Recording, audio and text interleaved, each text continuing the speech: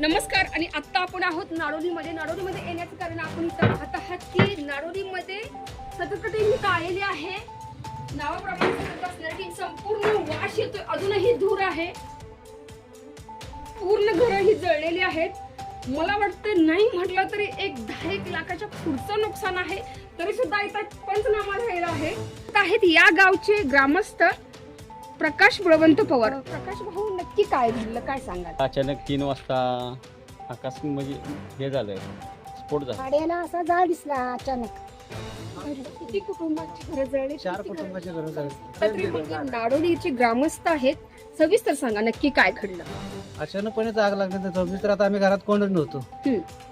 म्हणजे सगळी बाहेर राहणार गेली. एक तर आमच्या वाडीत माणसंच मुळात कोण नाही. 4 माणसं फक्त ते जनावर 2 घरात होते. तर अचानकपणे घरातून 2 निघायला लागले आणि हा म्हणतात सगळीकडे आग पसरली. आता इथं कुटुंब वास्तव्याला एकदम कमी प्रमाणात आहे. 7 कुटुंबे वास्तव्य पैकी मधली वाडी आपण इथं मधली वाडी म्हणतो एक हा, बोला. कमी कुटुंब असल्या यांनी बघितली, फक्त धोर निघाल्यामुळे लागले असं समजल्या. त्यांनी कॉन्टॅक्ट करून आणि त्या ह्याला बंब आपले 2 आणून कारखाने आणून विजवून येतात. शासकीय ग्रामस्थ होते आणि त्यांनी सर्वांनी एकत्र मिळून सगळ्यांनी विजवली.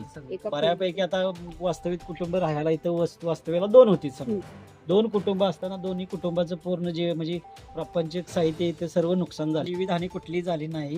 वास्तविक इथं धान्य विणे सगळं त्यांचं हे नुकसान झालं. आपण या गावचे आदर्श सरपंच आहात, माजी सरपंच. तरी किती 8 ते 10 लाखाचं नुकसान झाल्याचं कळतं. हे बरोबर आहे. नुकसान मोठ्या प्रमाणात झालेलं आहे. कारण शेतकरी म्हणले की पीक पाण्याचं सगळं जीवाचं साहित्य जे आहे, सोयाबीन असेल, भात असेल, जनावरांचा चारा असेल, सर्व नुकसान झालेलं आहे.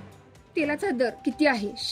शेंगा भुईमुगाच्या शेंगा त्याप्रमाणे सोयाबीन, त्या शेतकऱ्याला किती यातना होतात आणि आता ह्याची भरपाई कशी व्हायची हा मोठा पेच प्रसंग मग हे कुटुंबांसोबत समोर आहे. पहा, आणि लवकरात लवकर शासनाने याची दाद सुद्धा घेतलेली आहे. लवकरात त्वरित मदत उपलब्ध व्हावी आणि या कुटुंबाला एक मोलाचा मदतीचा हात मिळावा अशी आपण अपेक्षा करतोय. गाड्या बोलवल्या होत्या. पहा, इथं कपाट दिसतंय, परंतु धनधान्य किंवा हे काही धनधान्य त्यासोबत कपडा आता सगळं जळून खाक झालेलं आहे. पहा, अजूनही धूर निघतोय. घरातच होती ती. आग लागल्यानंतर आम्ही ते सोडून बाहेर काढले. ते 2 बैल माझा पाय मुरगळा. मी पडलो उलट तिथं. आगीत गेला आणि जीव वाचवला तुम्ही. स्वतःचा जीव धोक्यात घालून पण जनावरांचा म्हणजे आहे की नाही जीव वाचवला.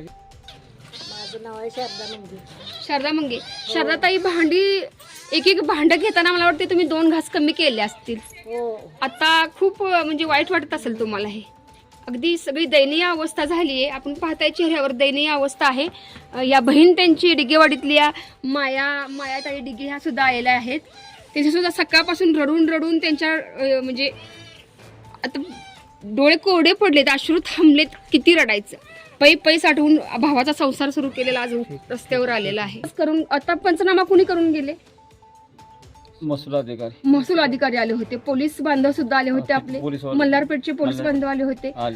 अग्निशामक गाड्या किती आल्या होत्या? 2 आल्या होत्या. आग आटोक्यात आली. थोडासा आता धूर निघतोय थोडा नाही तरी पण आता आले आपण. तरी पण पंचनाम्याच्या नुसार म्हणजे तरी किती लाखाचं नुकसान झालं काय वाटतं तुम्हाला? 7-8 लाखाचं नुकसान झालेलं. म्हणजे इकडे तिकडे 10 लाख. जीवितहानी काय झाली का? एखाद्या गुराढोराला किंवा एखाद्या माणसाला काय झालंय का? नाही झाले. कुणाला काही झालेलं नाही. सगळे जिवंत आहेत. आज या पीडित कुटुंबाला नक्की शासनानं मदत करावी. कारण शेतकरी कुटुंब आहे. गुराढोरांचं काय झालं काय सांगाल मला? गुरं 2 होते, ते बैल होते 2, ते सोडून बाहेर काढले. ते सतत प्रेक्षक हो, आपण पाहताय 2 बैलांची किंमत म्हणजे 1 लाखाच्या आसपास. 2 लाखाच्या आसपास असते 2 बैलांची किंमत. बरोबर. म्हणजे त्यांना ती आता सुखरूप आहेत का 2 बैल? त्यांना काय झळ पोचली आहे का? काय या कुटुंबाला, पीडित कुटुंबाला न्याय मिळावा, मदत मिळावी हीच माफक अपेक्षा ठेवतो. आणि या संपूर्ण महत्वपूर्ण अपडेटसाठी मुख्य संपादक विराट कदमसह संतोषी जगदाळे, सतत न्यूज, नाडोली, पाटण.